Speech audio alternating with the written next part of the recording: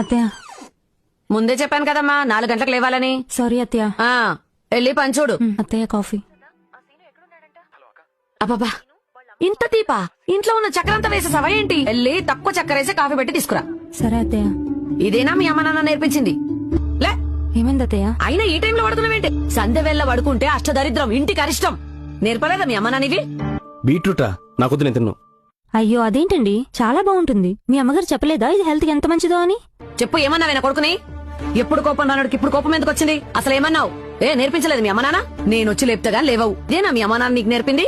మాట్లాడితే అమ్మా నాన్న అనకండి అత్తయ్య. చూసారా అండి, ఇందాక క్యాజువల్ గా మీ అమ్మగారు అన్నందుకే మీకు అంత కోపం వచ్చింది.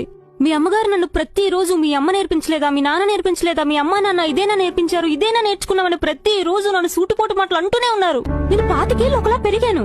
సడన్ గా ఇప్పుడు వచ్చి 4 గంటలకి ఇంటి పని చెయ్యు, వంట పని చెయ్యంటే నాకు కష్టంగానే ఉంటుంది. అయినా సరే నేను ప్రతిరోజు పని చేస్తూనే ఉన్నాను. ప్రతిసారి మీరు నన్ను తిడుతూనే ఉన్నారు. అలా తిడితే ఎలా అత్తయ్యా?